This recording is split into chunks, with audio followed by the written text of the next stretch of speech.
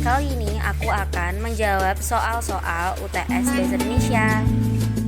Soal yang pertama, jelaskan berdasarkan temuan mahasiswa belakangan faktor apa saja yang menyebabkan faktor terjadinya kesalahan penulisan ejaan. Berikan contoh kesalahan ejaan yang sering muncul. Faktor-faktor penyebab kesalahan tersebut antara lain: yang pertama, intervensi bahasa ibu; yang kedua, penguasaan kosakata yang kurang; yang ketiga, kurangnya minat baca; yang keempat, kesalahan dalam menggunakan bahasa Indonesia yang baik dan benar. Contoh yang pertama, kata service. Seharusnya ejaan yang benar ialah service, S-E-R-V-I-S. Contoh yang kedua, warung. Seharusnya ejaan yang benar ialah warung, W-A-R-U-N-G.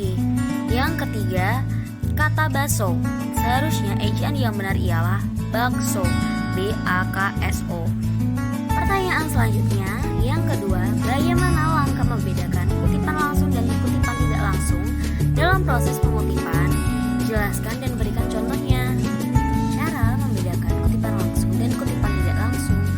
Pertama, kutipan langsung biasanya digunakan oleh penulis di awal kalimat dan disertakan tahun berita halamannya.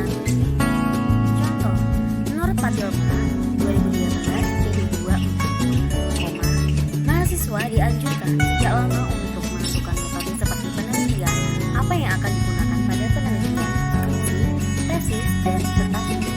Mahasiswa perlu memasukkan pandangan yang luas dalam suatu penelitian, yaitu suatu pandangan yang mendukung asumsi ontologis, epistemologis, aksiologis, dan metodologis, kualitatif dan kuantitatif. Selanjutnya, pertanyaan ketiga, apa perbedaan dari biografi dan bibliografi? Jelaskan disertai dengan contohnya. Perbedaan biografi dan bibliografi. Biografi adalah riwayat hidup seseorang yang ditulis oleh orang lain, karena biografi disusun oleh orang lain dalam menulis biografi. Biasanya, penulis biografi mengandalkan berbagai sudut pandang terkait tokoh serta bermacam dokumen pendukung. Dalam biografi dijelaskan secara lengkap tokoh yang ditulis dari lahir hingga meninggal, serta disebutkan juga jasa dan karya yang telah diciptakan oleh tokoh yang digambarkan dalam biografi. Selanjutnya, bibliografi adalah daftar buku atau karangan yang merupakan sumber rujukan dari sebuah tulisan atau karangan atau daftar tentang suatu subjek ilmu. Dan bisa dikatakan, bibliografi adalah daftar pustaka. Bibliografi mencakup deskripsi buku yang meliputi judul, pengarang, tahun terbit, nama penerbit, serta kota terbit. Berikut merupakan contoh dari biografi dan bibliografi. Yang pertama, contoh dari biografi. Suyatnya Praboda adalah seorang guru di SD Sukapintar. SD ini adalah sekolah yang terletak di pedalaman Sumatera. Pria kelahiran 10 September 1978 ini adalah anak sulung dari 7 bersaudara. Sebagai anak pertama, Suyatna selalu berusaha mengayomi adik-adiknya. Hal ini tampaknya berhasil karena keenam adiknya berhasil sukses menggapai cita-citanya masing-masing. Suyatna Praboda mendapatkan gelar sarjana dari Universitas Riau. Ia adalah orang yang sangat pintar. Keprihatinan Suyatna akan kemajuan pendidikan anak pedalaman membuat Suyatna Praboda terjun langsung untuk mendidik anak-anak yang kurang beruntung nasibnya. Di sini ia mendidik anak-anak dengan suka hati dan ikhlas. Ia pun turut membuka bimbingan belajar gratis bagi anak-anak yang kurang mampu. Orang seperti Suyatna adalah contoh sosok teladan yang patut ditiru. Ia selalu membesarkan hati anak-anak muridnya. Menurut Suyatna, setiap anak berhak untuk menggapai cita-cita yang diinginkan. Hal inilah yang membuat Suyatna bersemangat dalam mengajar. Sosok Suyatna adalah salah satu pejuang pendidikan pada garda terdepan. Meskipun Suyatna bukan seseorang yang terkenal, namun jasanya dalam memajukan bangsa adalah sesuatu yang patut untuk diapresiasi hingga saat ini. Suyatna telah membimbing banyak murid yang ada di pedalaman Riau. Berikutnya, contoh dari bibliografi. Graf, garis, 1980, komposisi ND, 2, Nusa Indah Ibrahim, Nini, 2011, Bahasa Indonesia untuk perguruan tinggi, Jakarta, 2, Uhamkam Press. Dan semuanya ditulis dengan huruf miring. Selanjutnya, pertanyaan keempat, apa perbedaan makna antara kata pukul dan jam? Jika dilihat dari penggunaan untuk menunjukkan kata pergantian waktu, jelaskan disertai dengan contoh kalimatnya. Kata jam menunjukkan masa atau jangka waktu yang sering juga kita sebut dengan durasi. Contoh yang pertama, kegiatan belajar mengajar di sekolah berlangsung selama 7 jam sehari. Contoh yang kedua, perjalanan ke Surabaya menghabiskan waktu sekitar 5 jam. Contoh yang ketiga, setiap 6 jam sekali ia harus minum obat. Selanjutnya, kata pukul adalah untuk menunjukkan saat atau waktu di mana peristiwa akan terjadi. Contoh yang pertama, acara itu akan dimulai pada pukul 10 pagi. Contoh yang kedua, kegiatan belajar mengajar dimulai pukul 7. Yang ketiga, setiap pukul 19, penjual nasi goreng itu lewat di depan rumah saya. Selanjutnya, pertanyaan kelima, bahasa berdasarkan hakikatnya merupakan sistem bunyi bermakna. Jelaskan pernyataan tersebut dan apa kaitannya antara sistem bunyi bermakna dengan penggunaan bahasa. Bahasa pada hakikatnya merupakan sumber bunyi bermakna karena bahasa merupakan sistem lambang bunyi yang digunakan oleh kelompok sosial untuk berkomunikasi, berinteraksi, dan mengekspresikan diri. Fungsi utama bahasa adalah sebagai interaksi dengan manusia, alat untuk berpikir, serta menyalurkan arti kepercayaan di masyarakat. Selain sebagai alat komunikasi maupun berinteraksi, bahasa juga memiliki arti penting sebagai metode pembelajaran pada lingkup bahasa itu sendiri yang berkaitan satu sama lain. Selanjutnya, contoh. Lambang bahasa yang berbunyi meja mengandung konsep atau makna sebagai tempat untuk meletakkan sesuatu. Kata manusia atau human wajib disebut dalam definisi bahasa karena hanya manusia yang bisa berbahasa. Selanjutnya, pertanyaan ke-6, mengapa sering terjadi kesalahan penulisan tanda koma? Jelaskan disertai 5 contoh kesalahan tersebut. Mengapa sering terjadi kesalahan penulisan tanda koma? Yang pertama, kurang teliti dalam penyusunan kalimat. Yang kedua, kurang pemahaman tentang tanda baca. Yang ketiga, rendahnya minat baca. Contoh yang pertama, 1. Pemisah unsur rincian dalam kalimat.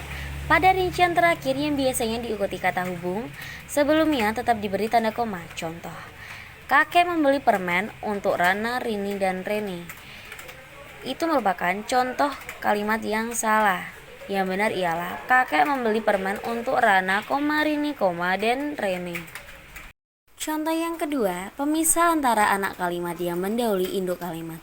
Hal ini tidak berlaku bila induk kalimat yang mendahului anak kalimat. Contoh, kakak tidak mau sekolah lagi, karena diejek oleh teman-temannya.